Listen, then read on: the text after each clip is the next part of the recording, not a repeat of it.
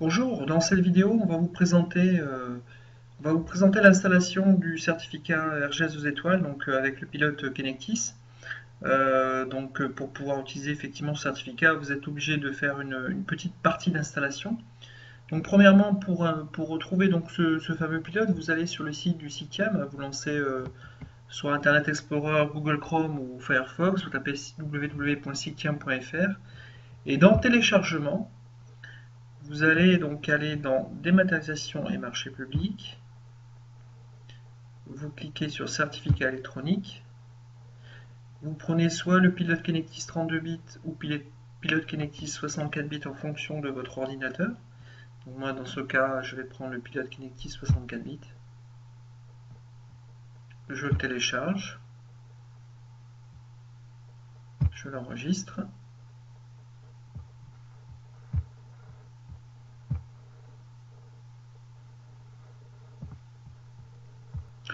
Une fois le téléchargement effectué, donc je vais donc exécuter le pilote.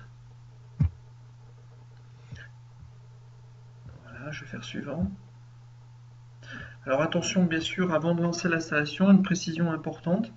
Le certificat n'est pas à mettre de suite, c'est-à-dire dans la logique des choses, il faut installer d'abord le pilote, et une fois que le pilote est installé, vous insérez donc le certificat sur le port USB. Donc là, je n'ai pas inséré le certificat, je vais l'installer, je fais suivant. Il me propose un chemin par défaut, je laisse par défaut, je fais suivant, et je clique sur installer. Voilà, donc l'installation est terminée, donc je vais pouvoir donc ici cliquer sur terminer. Demande de redémarrer le système, je vais faire non, pas besoin de redémarrer. Je ferme tout.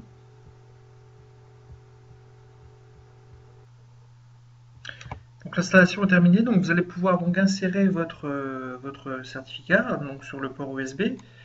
Donc vous allez voir quand vous allez insérer votre certificat, le voyant vert va clignoter, tout simplement pour vous signaler que l'installation est en cours. Une fois que l'installation est terminée, vous allez voir le voyant devient fixe. À partir de ce moment-là, si le voyant est fixe, vous pouvez considérer que votre certificat est déclaré et installé. Alors pour vérifier cela, tout simplement en cliquant sur le menu démarrer, vous allez avoir ici dans tous les programmes un dossier qui a été créé à l'installation, qui s'appelle Gemalto. Dans Gemalto, vous allez avoir un sous-dossier qui s'appelle Classique Client. Et là, vous cliquez sur Classique Client Toolbox. Vous sélectionnez certificat. Vous renseignez le code PIN qui vous a été envoyé par courrier, par la société OpenTrust. Donc là, ici, je vais taper mon code PIN. Je vais faire se connecter. Et à partir de ce moment-là, dès l'instant où vous voyez toutes ces informations-là, donc la clé publique et la clé privée, et l'ensemble des certificats racines, vous pouvez considérer que votre certificat est reconnu.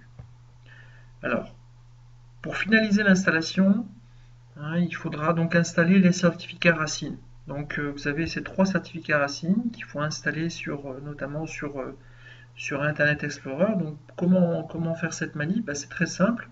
Vous cliquez sur le premier certificat racine et vous cliquez sur installer certificat. Vous laissez cocher, sélectionner automatiquement le magasin certificat, vous faites suivant, vous cliquez sur terminer.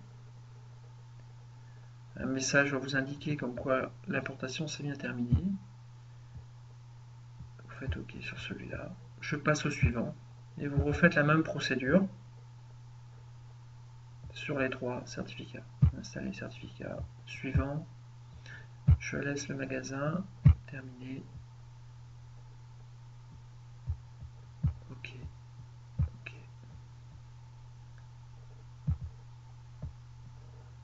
Installer certificat, suivant. Magasin automatique. Hop, suivant, terminé. OK. Donc cette procédure d'installation des 3 certificats racines fonctionnera pour Internet Explorer et pour Chrome. Donc si vous voulez l'utiliser sur Firefox, donc en fait vous lancez donc Firefox, Donc le certificat, on va le déclarer ici. Donc on va aller dans Options. On va aller dans Certificat, dans Avancé certificat. Et on va aller dans Périphérique de sécurité. Là, dans Périphérique de sécurité, je vais cliquer sur Charger. Je vais mettre ici un nom de module. Je vais remettre OpenTrust.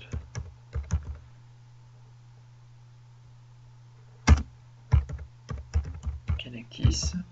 Je vais faire parcourir. Et là, dans parcourir, je vais aller chercher un dossier qui se trouve dans Program Files.